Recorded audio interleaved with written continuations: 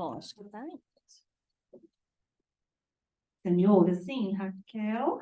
Tudo certo? Joia. Tudo certo. A gente não tem cartão aqui.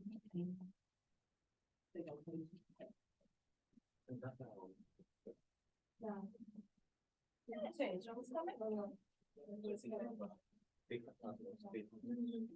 comer. Tudo bem, então? Podemos começar, gente? Todo mundo preparado? Raquel, a gente já te pede desculpas, então, pelo improviso aqui, porque a chuva pegou a gente muito desprevenida. Caiu a internet, caiu tudo, mas vai dar para a gente fazer. O pessoal está aqui acompanhando, a gente tem os fotógrafos, os nossos apresentadores aqui, tá bom? Eu não me apresentei, mas eu sou a professora Rúbia, sou professora aqui de RI. Cadê? Calma, aqui. Aqui. Tá bom. Sou professora Rúbia aqui de RI da Facamp, junto com a professora Rinaldi, que acho que você também já conhece, né? A gente está coordenando aqui o CERI, que é o Centro de Estudos e Pesquisa em Relações Internacionais aqui da Facamp, né? E esses aqui são todos alunos de RI aqui do nosso curso, e eles estão fazendo pesquisa nas mais diferentes frentes, né? Iniciação científica, monografia, grupos de estudo, então é um pouco fruto, né, esforço nesse sentido, né?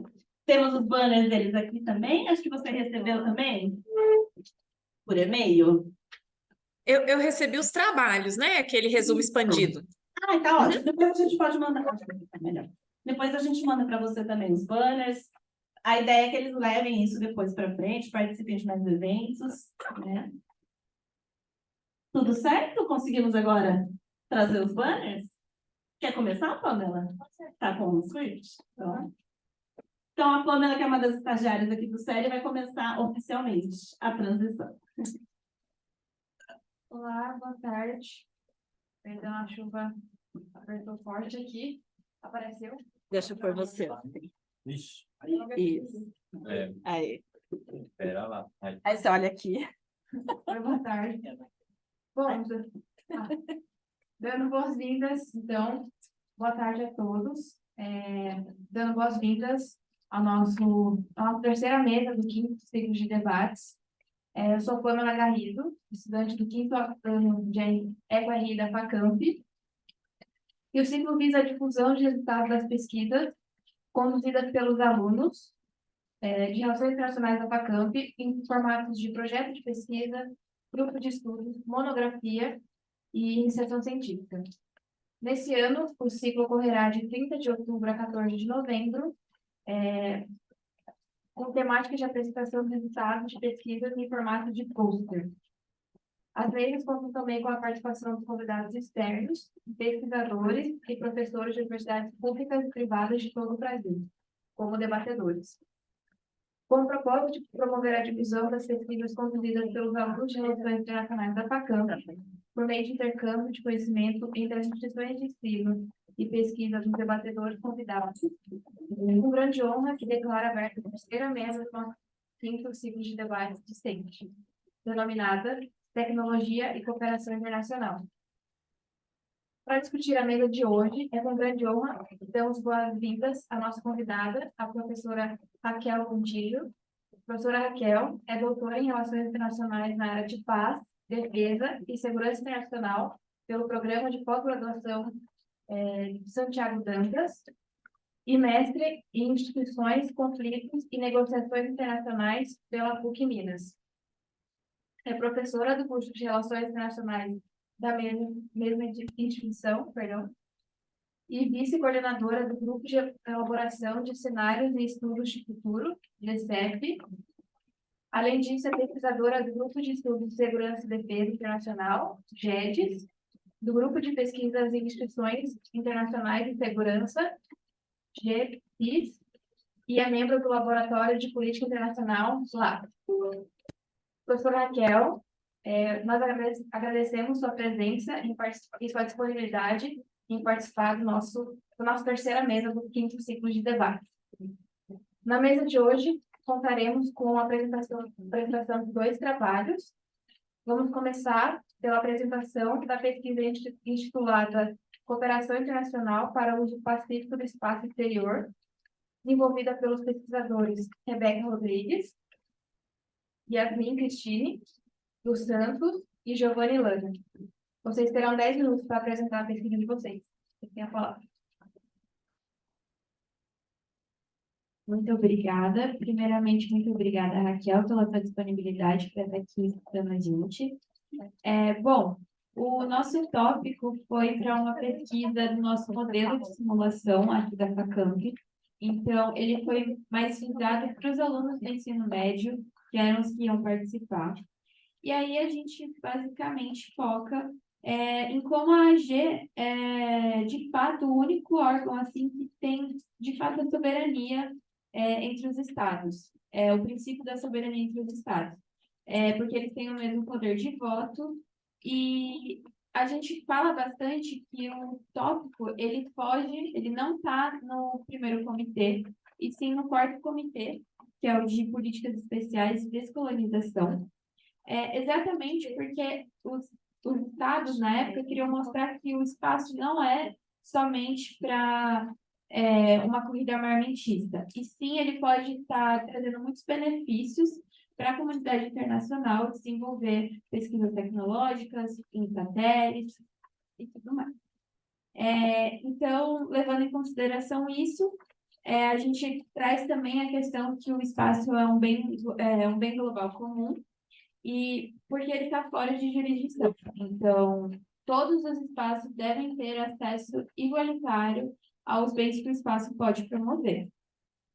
E assim a gente entra em quando esse tópico entrou para a Assembleia Geral mesmo, que foi em 1958, com a Guerra Fria, em que os estados estavam com medo de uma corrida armamentista, de ter armas muito poderosas fora de seus controles no espaço.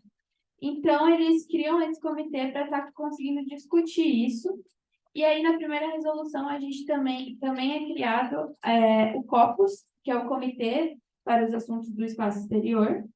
E ele foi feito exatamente para facilitar a negociação entre os estados e principalmente para monitorar como as atividades espaciais estavam sendo feitas. Então, para que evitasse essa rivalidade entre os estados. Junto ao COPUS, foi criada a UNOSA, que é o Escritório para os Assuntos do Espaço Exterior. E a UNOSA foi criada exatamente para auxiliar o COPUS na capacitação e no compartilhamento de conhecimentos sobre o espaço, exatamente para a gente estar garantindo oportunidades para todos os estados igualitariamente. E aí, com esses esforços que a gente teve na primeira resolução, mesmo com a Guerra Fria, a gente conseguiu ter discussões nesse comitê diferentes, além da questão da segurança internacional, do medo da corrida armamentista.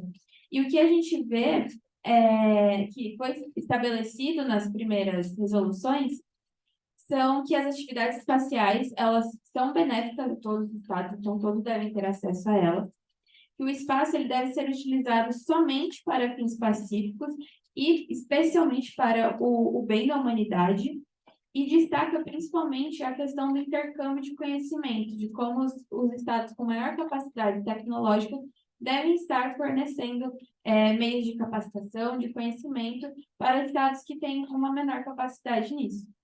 A gente foca também no exemplo de satélites e outras tecnologias que são fundamentais para muitos países, para prestar serviços meteorológicos mesmo, para a gente estar prevenindo desastres naturais, e também serviços de telecomunicação, que com o avanço da tecnologia, a comunicação foi indispensável para todos os estados. Então, está desenvolvendo isso e promover esse intercâmbio de conhecimento entre todos. Aí eu vou passar para a Yasmin para ela falar um pouquinho mais do que vem depois dessas primeiras resoluções.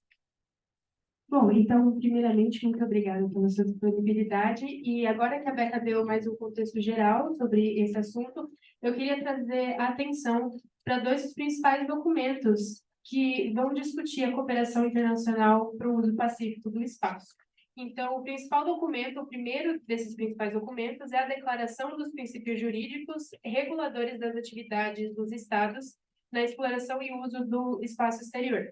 Essa declaração ela foi aceita por consenso lá em 1963, na Assembleia Geral, e ela delimita os 9 princípios que regem as atividades dos espaços.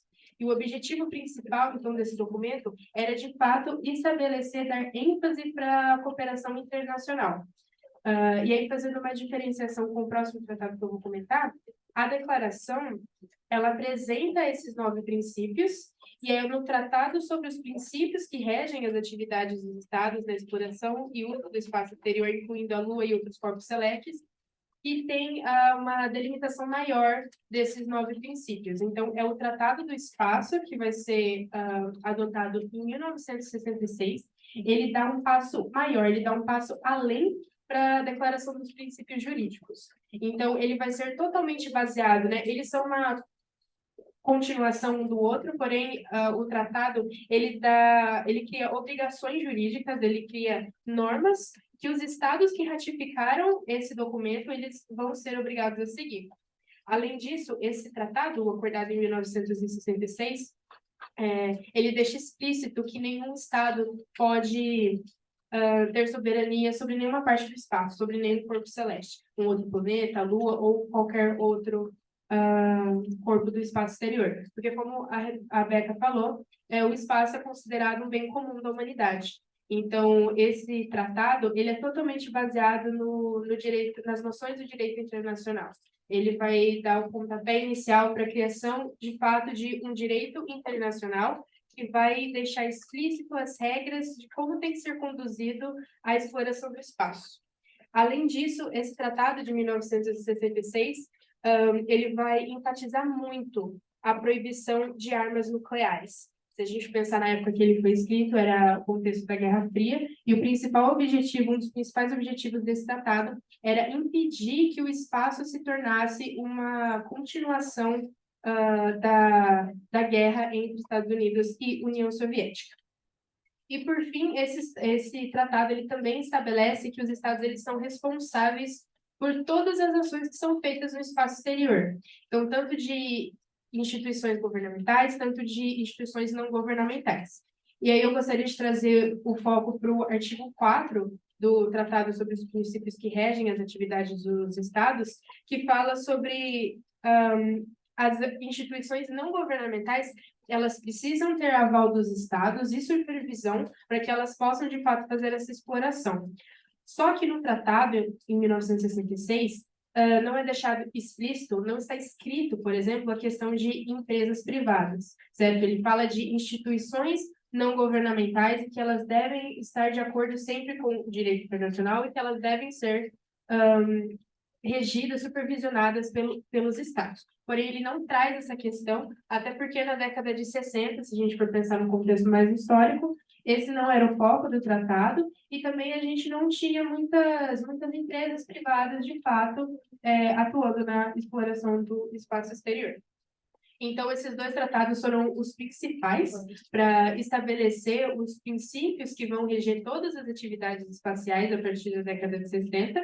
Tem diversas outras resoluções, mas eles que vão delimitar como os estados devem se comportar em relação à exploração do espaço para promover uma cooperação pacífica. Então, agora eu vou passar para o Giovanni para ele dar continuidade. Obrigado mais uma vez pela sua disponibilidade.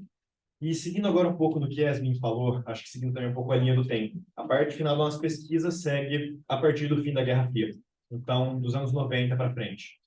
E a principal mudança que acontece nesse momento é exatamente o fim da União Soviética e, com isso, o fim da Guerra Fria. E aí, dentro da ONU, no geral, ocorrem muitas mudanças nas novas discussões que têm que ser feitas agora. As Nações Unidas começam a ter novos desafios agora sobre o que vai ser discutido. Claro que algumas das discussões já surgem antes do fim da Guerra Fria. A questão ecológica, por exemplo, começa a ter uma presença muito maior nos debates dentro das Nações Unidas. E aí, dentro da questão do espaço, ela muda completamente, assim, por se dizer, após o fim da Guerra Fria. Agora, você consegue pensar na questão do espaço, na discussão do espaço dentro das Nações Unidas, muito além da prevenção de uma corrida armamentista. Por mais que, claro, ainda existissem conflitos entre os estados, não existia mais aquela paranoia, né, por se dizer, do medo da Guerra Fria.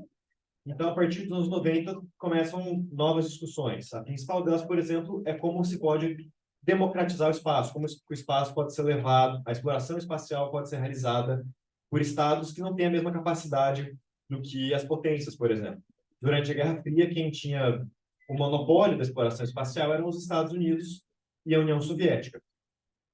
E seguindo o fim da Guerra Fria, você começa a ter novas potências. Por exemplo, a China hoje em dia tem uma grande presença aí na exploração espacial. A Índia também, semana passada, por exemplo, lançou um foguete. Então, agora você começa a debater também como que estados menores conseguem fazer exploração espacial. E aí a ONOSA entra principalmente nessa discussão. Ela tem esse papel exatamente de compartilhar as tecnologias, de encontrar meios dos estados poderem partilhar conhecimento, poderem fazer programas de troca de cientistas, por exemplo. E esses programas acabam tendo resultados interessantes. O que a gente conseguiu pesquisar mais sobre foi o Kigoku, no Japão. O governo japonês desenvolveu, que é um satélite muito simples. É um satélite quase em miniatura que os estados conseguem desenvolver de maneira muito simples, sem muitos gastos.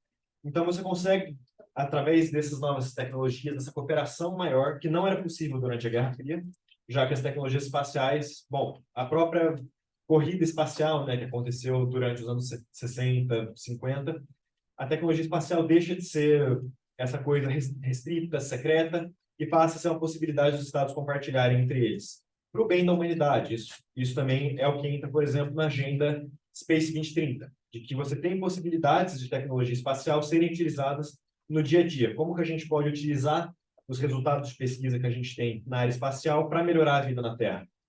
A participação feminina também nessas pesquisas, foi até a imagem que a gente escolheu para colocar no nosso banner, porque é um espaço que historicamente é dominado por homens. E aí outro programa da UNOSA também é de dar mais espaço, dar mais voz para as mulheres dentro dessas pesquisas.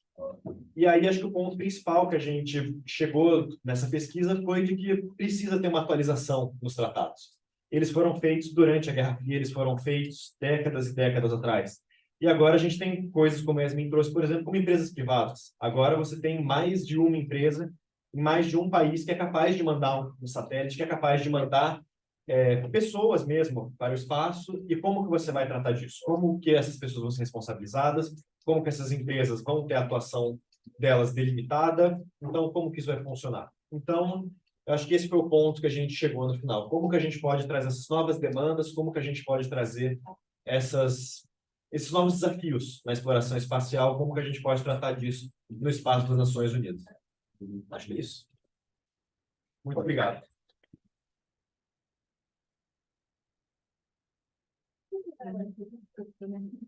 Obrigada, Rebeca, Yasmin e Giovanni, pela apresentação. Então, agora passaremos para a apresentação do Giovanni Venages, intitulada O que são os cabos submarinos de fibra ótica e por que relações internacionais deveriam estudá-los? Uma análise a partir da teoria do poder estrutural. Você tem a palavra. Rúbia, posso só fazer uma pergunta para o grupo e depois para o Giovanni também, só para eles já responderem? O grupo falou que foi um trabalho que eles fizeram para simulação, né? Só para eu orientar aqui os meus comentários, vocês pretendem seguir essa pesquisa, fazer iniciação científica, TCC, mestrado, sei lá? Então, o que vocês enxergam disso? Aí eu pergunto tanto para o grupo quanto para o Giovanni também, só para eu pensar aqui melhor como contribuir. Beleza. Acho que dá para a gente falar individualmente para cada um aqui sobre isso, mas foi um tema que eu me interessei bastante. Então, é um dos que eu estou em mente para seguir com a minha monografia. Então, eu viso, sim, aprofundar mais essa pesquisa. Até quando a gente estava escrevendo, a gente estava pensando em colocar Krasner com regimes internacionais, mas a gente achou melhor não, porque era do pessoal do ensino médio, mas é algo que eu pretendo me aprofundar, sim. Foi um tema muito interessante, eu gostei muito de pesquisar, foi um tema que acompanhou a gente o ano inteiro. Era um tema muito diferente, eu particularmente nunca tinha parado para estudar sobre, para ler as resoluções da ONU que tratavam desse tema, e é um tema que eu deixo em aberto para talvez fazer uma iniciação científica. Tem alguns outros temas que eu também gostaria de pesquisar, mas a questão da cooperação internacional no espaço, eu gostaria de continuar pesquisando, trazendo mais para esse viés atual, como essas discussões estão atualmente. Então, gostaria, sim, de continuar pesquisando, dar continuidade a talvez uma iniciação científica sobre o tema. Acho que nem a Yasmin falou, era um tema que eu acho que eu jamais imaginaria que eu ia estudar em relações internacionais. Quando trouxeram o tema espaço, Falei, ué, o que é espaço junto com relações internacionais? Mas foi muito interessante, foi uma pesquisa divertida mesmo de desenvolver ao longo do ano. Agora eu estou fazendo já uma iniciação científica de um tema completamente diferente, mas eu acho que tem áreas dentro dessa pesquisa que a gente fez que eu teria interesse, talvez, como uma monografia, talvez futuramente. Por exemplo, a questão das empresas privadas é algo que eu acho que tem muito espaço para desenvolver uma pesquisa em cima. Bom, da minha parte, esse tema de pesquisa é uma iniciação científica. Eu também não esperava que eu fosse pesquisar sobre cabos submarinos. Eu gosto bastante de temas relacionados à tecnologia e quando eu comecei a pesquisar bibliografia, encontrei muito material, muitas outras questões que eu não abordo, que eu não vou abordar na iniciação científica, mas a minha monografia também já tem um tema definido, já comecei a escrever o projeto. Eu pretendo investigar os interesses das Big Techs, Google, Amazon, Microsoft e Google, Amazon, Meta e Microsoft nos cabos submarinos, porque eu percebi que essas empresas privadas em específico estão investindo nos cabos. Então, é algo que eu vou continuar seguindo pelo menos até o ano que vem e pretendo fazer um mestrado também relacionado à tecnologia, alguma questão envolvendo dados, talvez focar nos data centers. Ainda não tenho certeza se eu vou focar na infraestrutura ou se eu vou partir para outra temática dentro de tecnologia, mas é a grande área que eu pretendo seguir fazendo um mestrado. Você tem mais algum comentário ou posso começar? Beleza.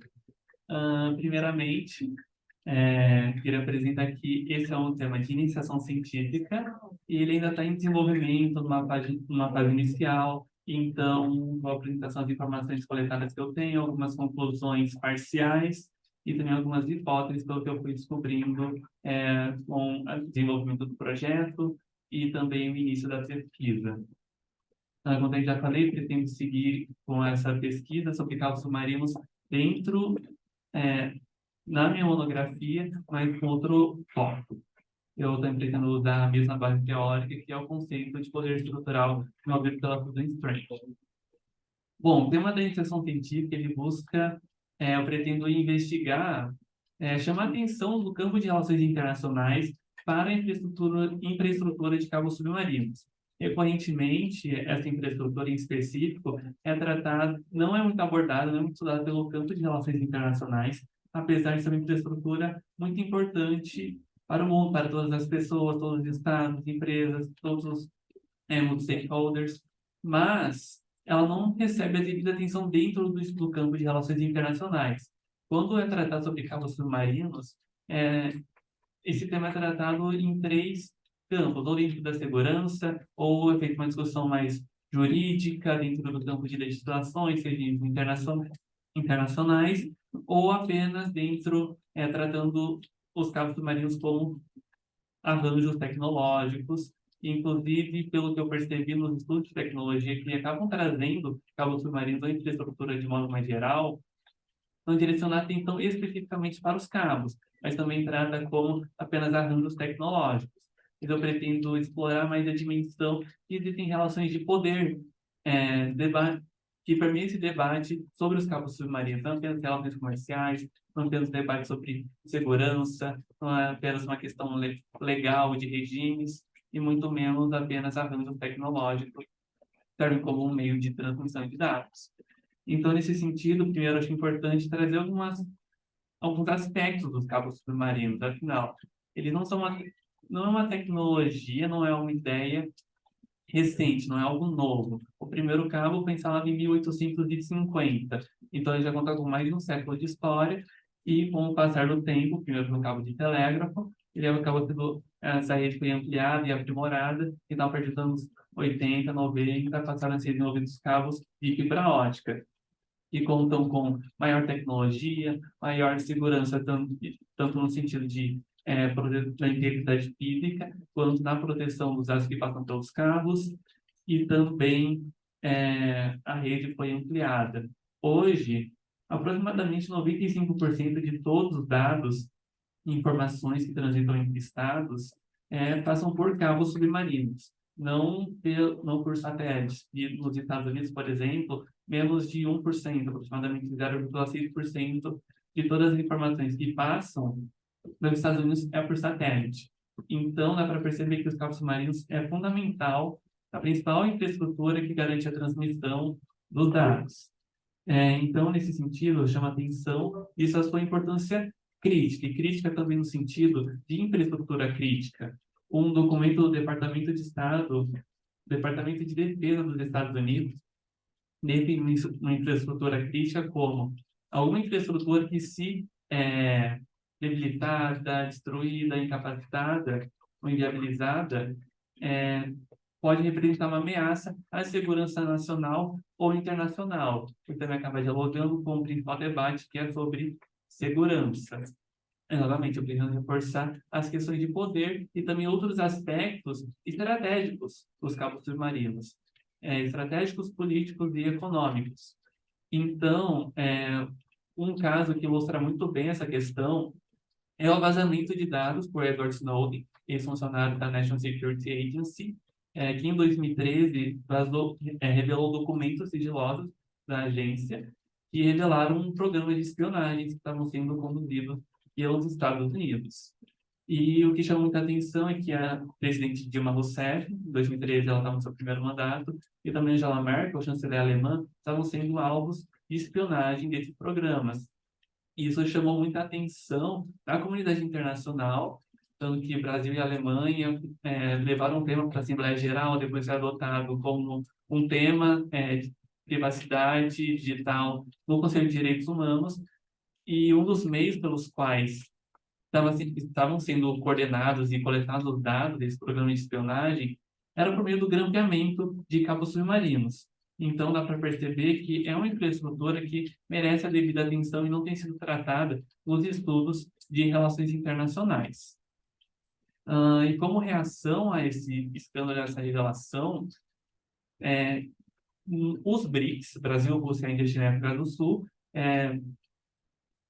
falaram de um projeto, pensaram em desenvolver um projeto do cabo dos BRICS, um cabo submarino que não tivesse dependência, que não passasse pelos Estados Unidos, juntamente com uma tentativa, uma iniciativa de driblar essas práticas de vigilância e espionagem.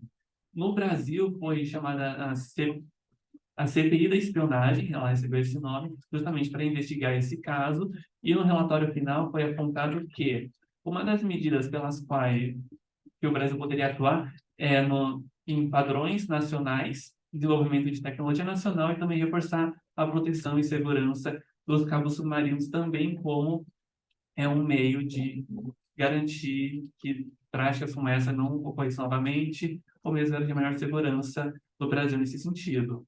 E também a Rússia e a China passaram a investir muito mais na infraestrutura de cabos submarinos, porque uma coisa que também me chamou a atenção durante a pesquisa é que grande parte das empresas que são donas, que instalam, que reparam os cabos submarinos, são empresas privadas e muitas delas também são dos Estados Unidos. Então, visto que os Estados Unidos têm maior dominância nesse setor, os Estados Unidos têm grande poder sobre a tecnologia, sobre os cabos submarinos e, portanto, também sobre o fluxo de dados, que também foi que possibilitou o desenvolvimento desses programas de espionagem. Então, novamente, chama atenção para os Estados Unidos, visto sua importância estratégica, e entendo essa reação, maior investimento da China e da Rússia nos cabos submarinos como também uma reação, um movimento contra-hegemônico às empresas estadunidenses, à dominância dos Estados Unidos nesse setor. Então, para articular todas essas ideias, eu uso o conceito de poder estrutural que foi desenvolvido pela Susan Strange para tentar entender as relações de poder para além apenas do debate técnico ou legal de governança. A Susan Strange, ela traz o conceito de poder estrutural para desenvolver a sua teoria e ela define o poder estrutural como o poder de decidir como as coisas são feitas, de como moldar os regimes, como definir os quadros pelos quais os estados agem, como eles atuam. Isso é diferente do poder que ela apresenta antes, como o poder relacional, que é o poder tradicional, realista, de coerção, que A tem de impelir a B a fazer outra coisa, que de outra forma ele não faria. Então, é um poder muito mais sutil e difuso, e a Strange, ela divide o poder estrutural em 4 dimensões. a dimensão da produção, da segurança, das finanças e também do conhecimento. Então, para estudar os cabos submarinos, eu vou explorar a dimensão do conhecimento, que ela também apresenta como a capacidade de desenvolver, adquirir ou negar o acesso de outros a um tipo de conhecimento respeitado e procurado pelos outros. Então, na medida que uma parte, um Estado tem maior poder sobre o conhecimento, maior poder em definir ou de negar, de proporcionar ou negar acesso ao conhecimento, uma parte, esse Estado, essa parte, tem maior poder estrutural na estrutura do conhecimento.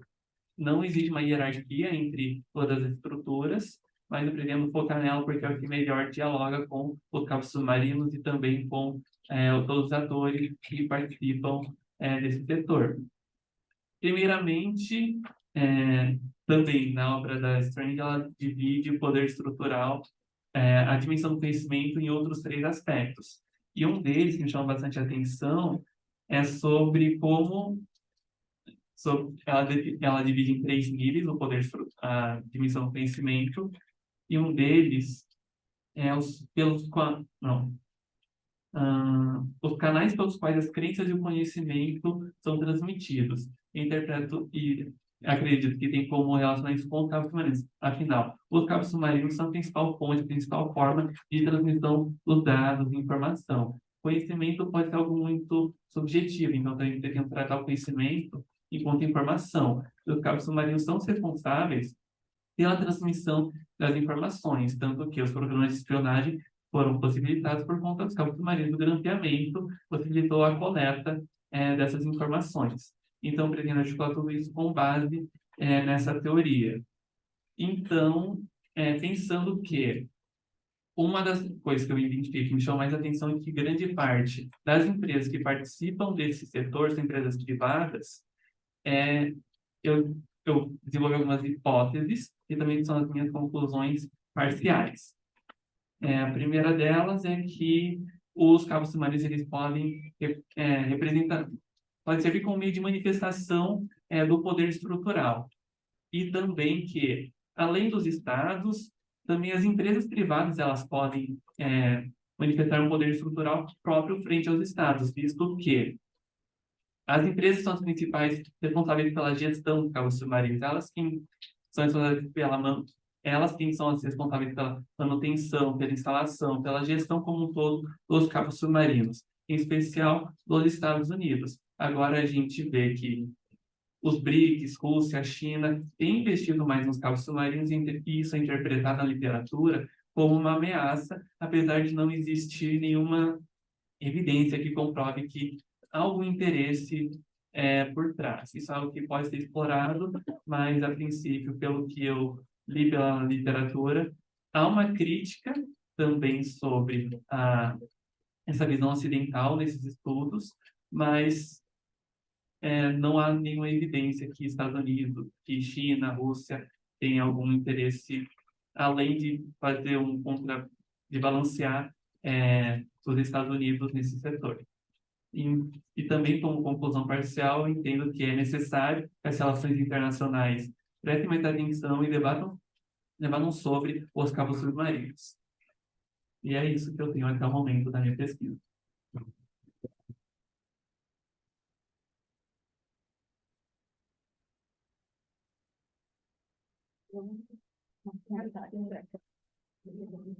Obrigada, Giovanni, pela apresentação. Agora, então, passo a palavra para a professora Raquel, tecer os seus comentários e sugestões sobre o tema. Podemos fazer como for melhor para você, de fazer um por um e depois cada um responde. Professora, fica à vontade para fazer os comentários. Ai, joia. Obrigada, gente. Eu queria começar agradecendo muito o convite de vocês. Tem uma moto aqui. Queria começar agradecendo muito o convite de vocês para participar aqui do evento da Facamp. É um prazer muito grande, eu gostei muito de conhecer os trabalhos, e é sempre um prazer enorme também a gente ver o que as pessoas estão pensando em outras instituições, em outras universidades, é uma forma da gente, às vezes, sair um pouquinho da nossa bolha aqui. Então, fiquei feliz demais, espero, né, que seja a primeira vez de muitas. Gostei, como eu falei, gostei muito dos trabalhos, gostei muito das apresentações. Vou tentar fazer comentários aqui para contribuir, não tenho críticas, e acho que nem é o propósito aqui também, né? Eu vou comentar os dois trabalhos de uma vez só, e depois vocês respondem o que quiserem, enfim, o que acharem pertinente. Mas vou começar pelo trabalho sobre a cooperação em torno do espaço exterior, da Rebeca, Yasmin e Giovanni. Achei super legal que vocês propuseram um comitê sobre esse assunto no FAMUN, né? Eu converso muito com a Paty Borelli, que é minha amiga, e ela sempre vai chegando nessa época do FAMUN, ela fica meio maluca, assim, ela fala, meu Deus, o FAMUN. Aí, Estou aqui, tá ouvindo tudo. oi, Paty, mas é verdade. Aí, acho que foi semana passada, a gente teve reunião do grupo de pesquisa, aí a Paty falou, não, agora eu já consigo fazer as coisas, porque o FAMUN passou, eu consigo respirar de novo. É verdade. Obrigada, Raquel. É verdade, vocês me deixam a gente doida. Eu sei porque eu coordeno o Miniono aqui na PUC, então eu sei que eles me deixam a gente doida mesmo. Mas é um assunto muito interessante, eu acho que ele está crescendo, mas ainda tem muito para crescer nessa discussão sobre espaço exterior, principalmente aqui no Brasil, em que a gente ainda não encontrou o nosso lugar na inserção nesses debates, nessas questões. Então, acho muito legal que vocês estão fomentando isso por meio da simulação e também, quem sabe, nas pesquisas de vocês no TCC, enfim, aí para frente. Do trabalho, então, acho que a primeira coisa que eu queria comentar, vocês focaram na GNU, que é um órgão muito importante nesse processo, até do ponto de vista da simulação que vocês estavam fazendo, mas as discussões sobre o espaço elas acontecem principalmente no Corpus. O Corpus, ele encaminha os documentos para eles serem aprovados na GNU, porque o Corpus ele é subordinado à GNU, mas a maior parte das discussões acontece no Corpus mesmo. E aí, um outro órgão que é muito importante, que talvez seja interessante se vocês forem pesquisar questões de governança espacial, é a Conferência de Desarmamento. Onde acontece a maior parte da discussão sobre a questão armamentista, da corrida armamentista no espaço. E aí, o que eu achei, assim, em termos do tema de pesquisa de vocês, se vocês forem levar isso para um TCC, para pesquisas futuras, é muito importante vocês recortarem o tema, porque é muito amplo. Quando a gente fala de cooperação no espaço, ou a respeito do espaço, é coisa demais, demais, demais. E tem alguns setores que avançaram muito. Um dos setores que houve avanços é a discussão sobre detritos espaciais. Então, como é que a gente garante a sustentabilidade do uso das órbitas, levando em conta, né, detritos de satélites antigos, satélites que se despedaçaram, restos de foguetes, tudo isso que a gente está transformando o nosso entorno orbital num grande lixão, e isso prejudica muito o futuro do uso das órbitas que são fundamentais para a gente. Essa discussão, ela avançou bastante, principalmente no Corpus. Mas a discussão que vocês mencionaram sobre a corrida armamentista, na verdade, ela não avançou nada. E eu achei até curioso na hora que vocês estavam apresentando, que vocês falam do fim da Guerra Fria, que permitiu novas possibilidades de cooperação, de negociação internacional, para além das questões em torno da corrida armamentista. Mas, na verdade, as discussões em torno da corrida armamentista nunca foram para frente, elas nunca aconteceram nem durante a Guerra Fria, nem depois. Tem uma resolução que é aprovada todo ano na GNU, que é a resolução PAROS, é a resolução para a prevenção de uma corrida armamentista no espaço exterior, mas a resolução, ela diz unicamente, é preciso que a gente adote esforços para negociar alguma forma de prevenir uma corrida armamentista. E ela repete isso todo ano, e os estados nunca conseguiram sair do lugar disso. E a conferência de desarmamento, nesse sentido, ela está travada. E aí os estados migraram para o Corpus para discutir outras questões, como, por exemplo, a questão dos usos pacíficos. A outra questão que eu acho que é importante vocês terem em mente se vocês forem fazer pesquisa sobre esse tema, quando vocês forem se aprofundar, é que existe um abismo enorme entre o que está nos documentos oficiais e o que é a prática. Então, quando a gente pega o Tratado OST, né, o Tratado de Uso do Espaço Exterior, ele é lindo. ele fala, né, do espaço exterior para o benefício de toda a humanidade. E isso está lá desde a década de 60. Mas quando a gente olha a prática, o uso do espaço exterior ele é extremamente desigual e assimétrico, do ponto de vista de quem tem acesso, quem consegue produzir satélite, quem consegue operar satélites, quem consegue fazer os lançamentos, e isso gera repercussões, até puxando aí o gancho já para o trabalho do Giovanni, isso gera repercussões nas relações de poder. Tem um caso muito interessante, quando a tecnologia de sensoriamento remoto começou a ficar cada vez mais sofisticada, eram poucos países, poucas empresas que operavam os satélites de sensoriamento remoto. E uma dessas empresas britânica, eles tinham satélites fazendo sensoriamento remoto sobre vários territórios da África, e em parte, né, a ideia é que eles disponibilizam essas imagens, esses dados para os próprios governos dos países africanos. Mas o que aconteceu, e aí tem um caso muito interessante, um caso jurídico, que o governo do Reino Unido e algumas empresas, inclusive o mercado financeiro do Reino Unido, teve acesso a informações super sensíveis sobre pragas em algumas regiões da África que afetavam colheitas. Isso impactou o mercado financeiro, mercado de commodities. As empresas especularam em cima disso, as empresas britânicas especularam em cima disso, e aí gerou toda uma discussão, porque essas empresas britânicas tinham acesso a informações super sensíveis sobre coisas que eram do território dos países africanos, que os países africanos não tinham informação ainda. Então, essa coisa do uso do espaço exterior para o benefício de todos, na prática isso não existe.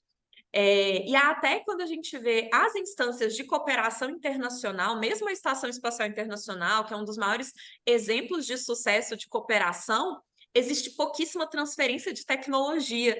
Normalmente, cada estado faz um pedaço, eles têm que ser acopláveis, têm que ser capazes de ter operacionalização conjunta, mas existe pouco desenvolvimento conjunto de tecnologia, pouco compartilhamento. O que a gente tem atualmente é compartilhamento de dados. Então, por exemplo, no caso do satélite brasileiro que a gente desenvolveu com a China, né, o CBERS, a gente disponibiliza as imagens desse satélite para os países africanos, de graça.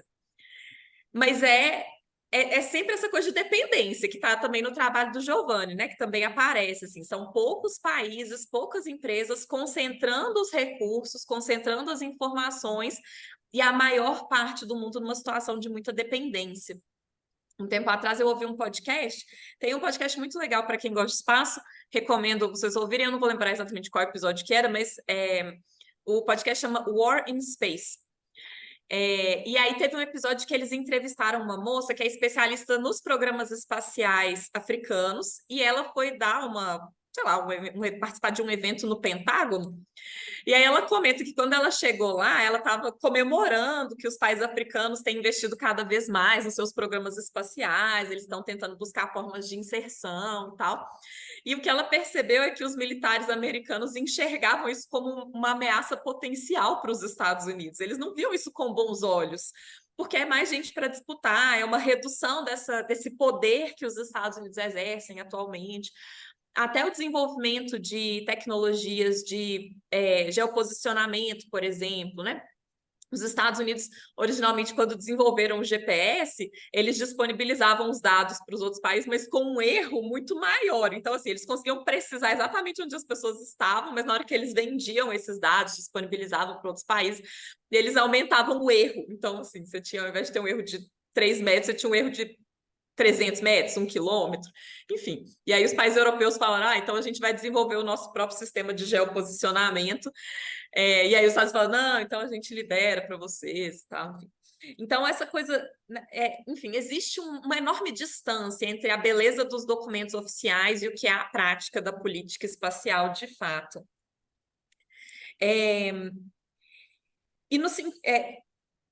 Quando vocês falam que é preciso haver uma atualização dos tratados, essa é uma discussão muito forte na literatura. Muita gente vem falando, né? A gente não tem um tratado desde a década de 70, e o último tratado espacial que foi negociado, a gente tem 5 tratados espaciais basicamente, né? O OST é o primeiro e é o mais importante. Mas a gente tem 5, o último é o Tratado da Lua, que foi um fiasco. Ninguém assinou, ninguém ratificou, o trem não foi para frente, enfim. Então, muita gente tem falado que está na hora já de negociar um novo tratado. Mas as negociações não vão para frente. Os Estados Unidos, principalmente, têm uma postura, em geral, em várias áreas temáticas, não só na questão espacial, de relutância em aderir a instrumentos vinculantes, que são os tratados. Então, as estratégias que têm sido adotadas têm sido negociação de normas informais. Então, na verdade, a estrutura de governança ela vem avançando, mas ela vem avançando por instrumentos não vinculantes. Então, se vocês forem estudar esse tema de governança espacial nas pesquisas de vocês de iniciação científica ou TCC, é muito importante vocês considerarem para além dos documentos vinculantes como os tratados e incorporarem essas negociações que existem em termos de normas de boas práticas. Então, por exemplo, a questão dos detritos espaciais, não existe nenhum tratado que aborde a questão explicitamente. Mas já existem códigos de conduta propostos pela Europa, pela Rússia e tal. Então, por exemplo, uma das medidas adotadas é que se um satélite estiver morrendo, se ele for um satélite com capacidade de propulsão, né, no final da vida útil do satélite, o operador do satélite tem que guardar um restinho do combustível ou para jogar o satélite de volta para a atmosfera, para ele ser destruído, ou jogar o satélite para cima. Então, a gente está meio que formando um cemitério de satélites numa órbita superior para não atrapalhar o funcionamento das órbitas, principalmente a órbita baixa e a órbita média, né, que são as mais importantes para a gente. Então, isso é uma norma de conduta, não é um acordo vinculante, mas os estados vêm buscando formas de coordenar as suas ações. E aí, pensando na discussão das instituições internacionais, a gente enxerga algumas questões da área temática espacial como sendo problemas de coordenação. Uma vez estabelecido o arranjo, ninguém tem incentivos para trapacear, porque todo mundo sai perdendo. Então, a alocação de órbitas, a alocação de faixas do espectro eletromagnético, são questões de coordenação. Outras questões são questões de colaboração, porque os estados ainda têm incentivos para trapacear. É o caso da militarização do espaço. Então, a questão da militarização sempre foi um problema, nunca foi para frente as negociações, porque a exploração do espaço exterior já nasceu militarizada, né? Os primeiros usos já foram militares, então isso nunca foi resolvido. Enfim, então é só para vocês manterem em mente que, na hora que vocês forem discutir governança espacial, até pensando do ponto de vista de teoria, de RI, eu acho que teoria de regimes não resolve tanto assim a vida de vocês. A teoria de normas ajuda mais, essa perspectiva mais construtivista de normas, porque ela permite incorporar mais essa coisa das boas condutas, que os regimes, na perspectiva mais tradicional, a Krasner, que é o rei, não traz de forma tão clara na literatura deles. E aí, só uma coisa, eu achei muito legal no trabalho de vocês, que vocês usaram várias fontes primárias, né, documentos mesmo da ONU, mas pensem que se vocês forem levar essa pesquisa para frente, é muito importante trazer fontes secundárias. Tem uma bibliografia muito extensa sobre governança espacial, sobre cooperação espacial, e aí vocês precisariam trazer essa literatura para o trabalho de vocês para robustecer a discussão que vocês fazem. Até porque logo no finalzinho do trabalho, vocês falam um pouco de investigar os desafios para a cooperação, e nos documentos oficiais a gente não vê os desafios a gente vê nos bastidores e nas fontes secundárias. Os documentos, eles são lindos. Se a gente só lê os documentos oficiais, fica parecendo que o mundo é muito cor-de-rosa, e na verdade, né, assim, os desafios são inúmeros, inclusive as resoluções que nunca são aprovadas, que ficam travadas pela necessidade de consenso nos órgãos. Enfim, então, se vocês quiserem depois referências bibliográficas, eu tenho muito material sobre governança espacial, e estou à disposição depois para encaminhar para vocês.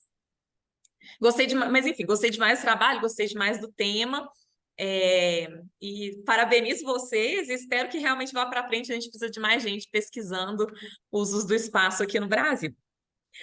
Vou passar agora os meus comentários para o Giovanni sobre os cabos submarinos. Achei muito legal, Giovanni. Os dois textos estavam muito bem escritos, então foi muito prazeroso ler os resumos que vocês mandaram. Fico muito feliz que você tenha feito a iniciação científica sobre um tema tão... Eu nunca tinha visto trabalho sobre cabos submarinos aqui na nossa área de relações internacionais. E é um negócio realmente, na hora que a gente para pensar, extremamente estratégico, extremamente concentrado, e é um problema de política internacional, sem dúvida. Então, eu espero que você leve isso para frente, continue pesquisando. e no futuro, daqui a alguns anos, Giovanni vai ser a referência nacional sobre problemas de política internacional referentes a cabos submarinos. Eu fiquei pensando... Oi? Vai trabalhar no Ah. Ministério de Tecnologia, atuando pelo Brasil. É isso mesmo, nos representando na União Internacional de Telecomunicações. Bom, eu tenho um artigo, eu não sei se você conhece, a autora chama Maria Guin, Guin, alguma coisa Guin. É um artigo mais recente, 2019, 2020, eu acho, posso mandar também, que ela faz uma discussão sobre poder estrutural a partir do Oates da Susan Strange. Ela atualiza para incorporar principalmente a discussão sobre regimes internacionais como um instrumento de poder estrutural. Talvez te interesse porque ele é mais recente, ela faz essa revisão da bibliografia.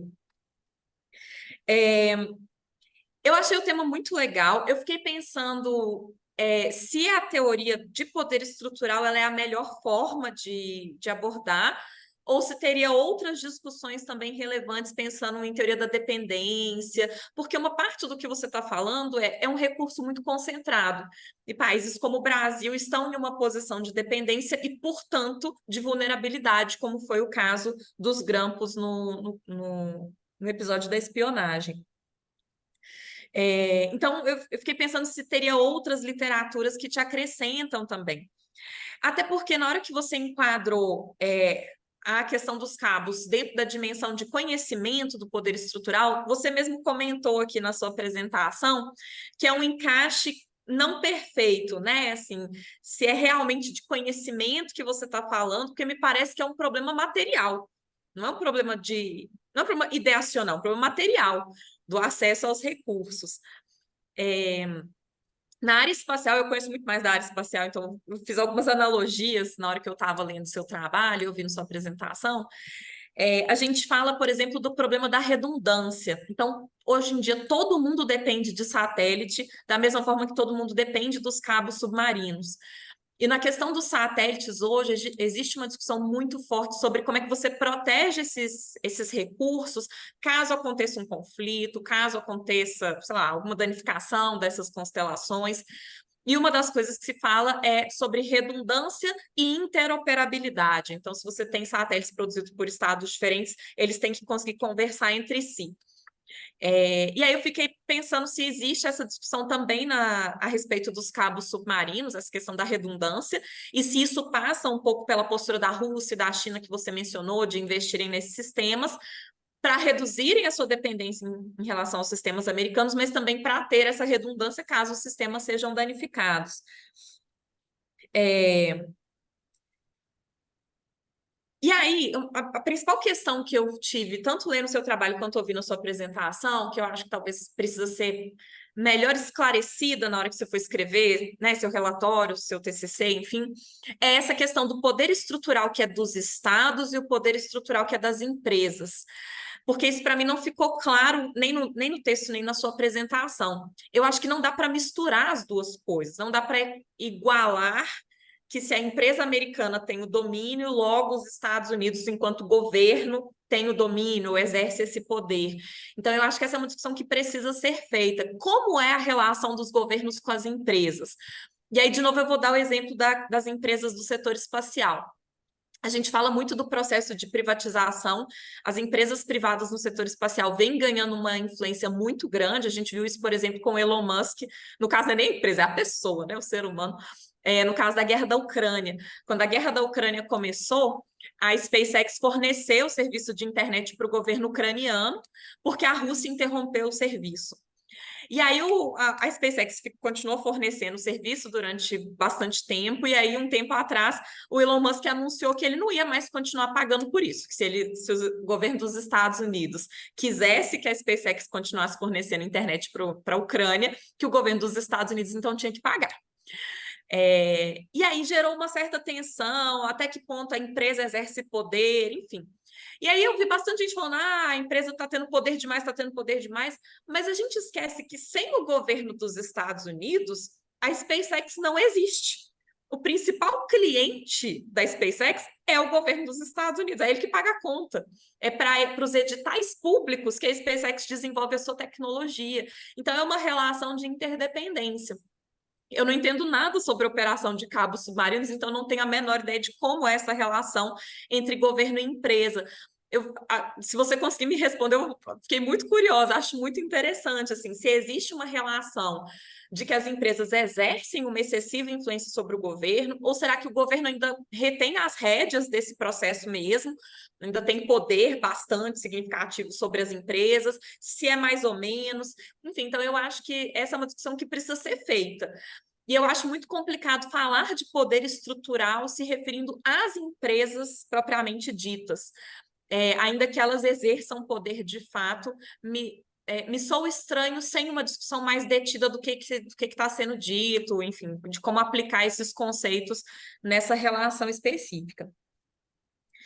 E aí eu tenho só uma pergunta, né, uma última pergunta para você, Giovanni, porque no seu texto você falou que você se propõe a analisar os casos dos Estados Unidos, Brasil e China. E aí eu fiquei pensando assim, até que ponto essa pesquisa já avançou? São 3 casos muito diferentes, né? Assim, eu imagino que você não considera que o Brasil detém poder estrutural em termos dos cabos submarinos. Eu imagino que o Brasil está na posição de ter o poder exercido sobre si, né? Assim, ser vítima, entre aspas, desse exercício de poder ou desse instrumento de poder que está à disposição principalmente dos Estados Unidos. Mas, enfim, fiquei curiosa a respeito dessa investigação que você ia fazer sobre os 3 países específicos. E aí eu vou deixar aqui, como você está investindo nessa pesquisa mais detalhadamente, vai para frente e tal, eu vou só deixar uma pergunta que eu sempre faço para os meus orientandos. Então, você enxerga os cabos submarinos como um instrumento de poder estrutural. A pergunta que eu sempre faço para os meus orientandos é: o que te convenceria que você está errado? Então, que tipo de evidência, que tipo de informação, que tipo de coisas no mundo te convenceriam que, na verdade, os cabos submarinos não são um instrumento de poder estrutural? Essa é uma pergunta, eu, né, considero fundamental sempre que a gente vai fazer pesquisa. Mas eu gostei demais dos 2 temas, e fiquei, como eu falei, muito feliz de ser convidada para participar aqui do evento de vocês. Espero ter contribuído e, né, estou à disposição também, sempre que puder contribuir de outras formas. Obrigada, gente.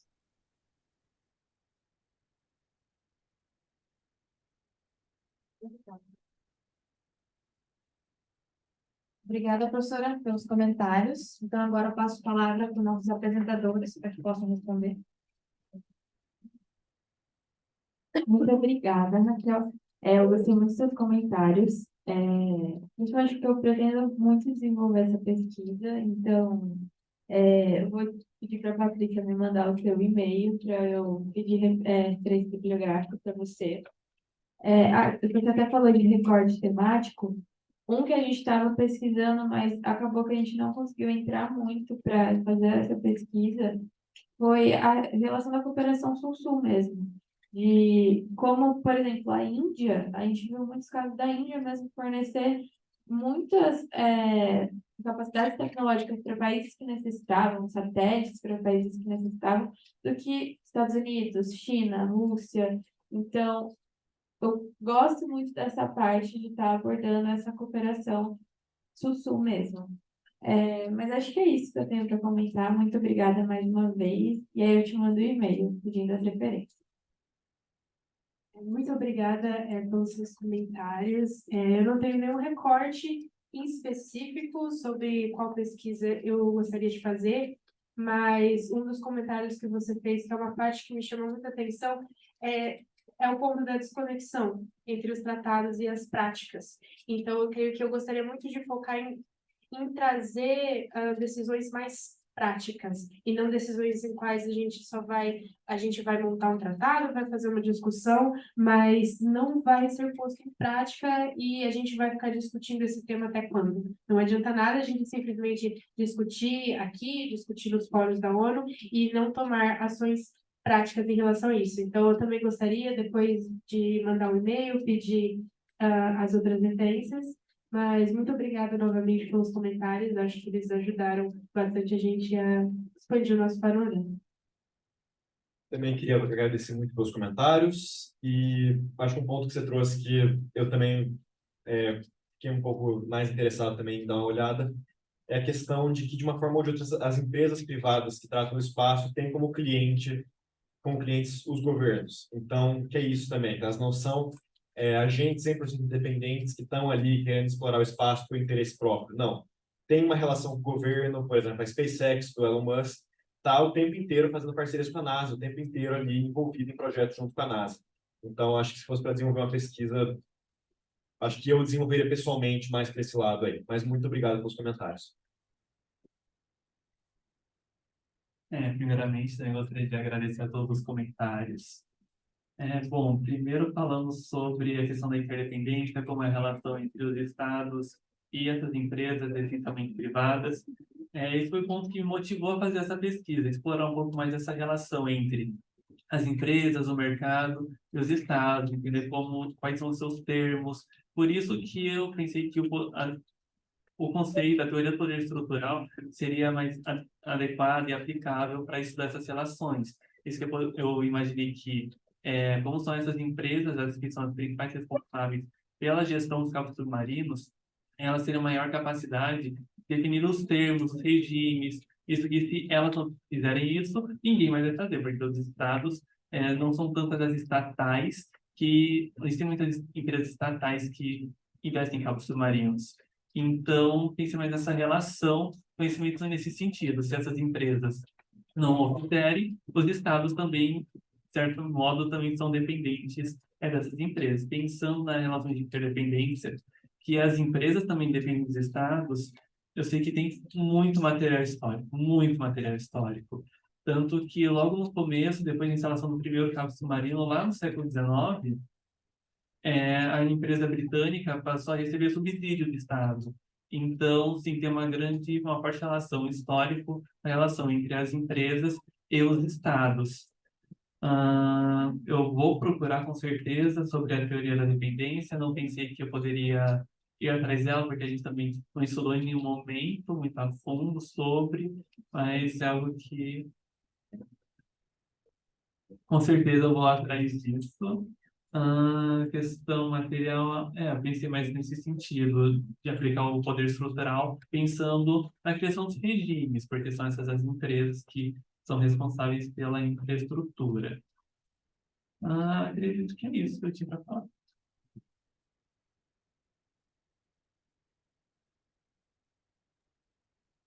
Joia, gente, foi ótimo. Parabéns pelos trabalhos.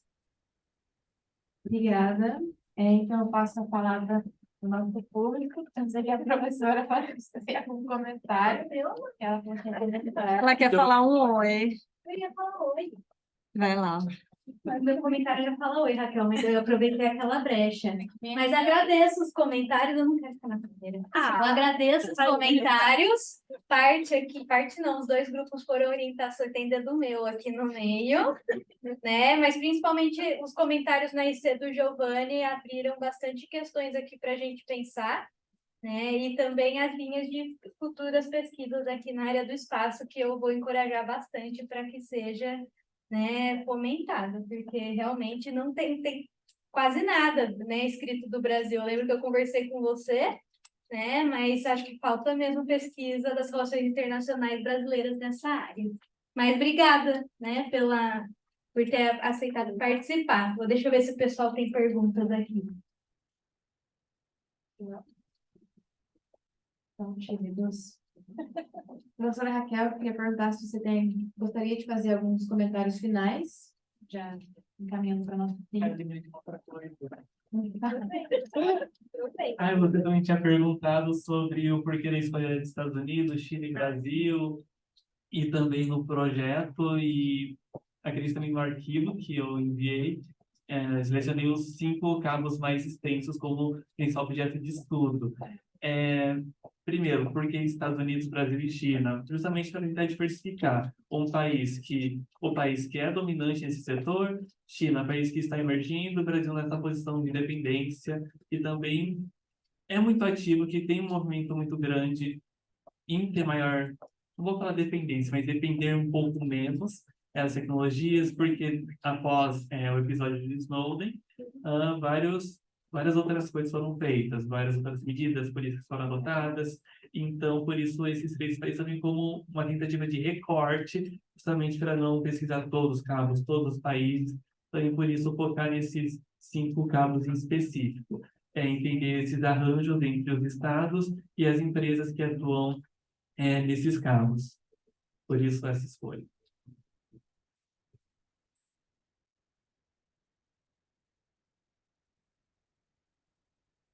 Bom, professora, gostaria de fazer alguma consideração final? Não, só parabenizar e agradecer o convite, agradeço a Paty que intermediou e também as professoras que estão organizando o evento. É tão importante dar esse momento de protagonismo para os nossos estudantes que estão iniciando a vida de pesquisadores. Então, agradeço o convite, parabenizo muito a todo mundo pelo trabalho. Obrigada, professora. Encerramos assim a nossa terceira mesa do 5º ciclo de debate discente. Gostaríamos de agradecer o convite e a disponibilidade da professora Raquel pelo excelente debate com nossos alunos e também parabenizar os apresentadores pelas excelentes pesquisas. Agradecemos a presença de todos os alunos, professores e convidados, e aproveitamos para convidar vocês para a nossa próxima mesa do ciclo, que ocorrerá na próxima segunda, depois do feriado. Então, estejam presentes. E é isso. Obrigada. Tchau, gente. Obrigada, Raquel. Então, desculpa Foi um pelos prazer. trabalhos ali do começo, mas acho que deu para a gente levar adiante. Foi ótimo. Tá bom? Foi excelente. Muito obrigada, foi muito legal. Adorei conhecer um pouco do seu trabalho, da sua fala. Vamos levar aqui as prazer. pesquisas, tá bom? Tchau. Tá joia, obrigada. Depois a gente manda o certificado e um agradecimento formal, tá bom? Tá joia, obrigada. Obrigada. Um beijo, tchau, tchau.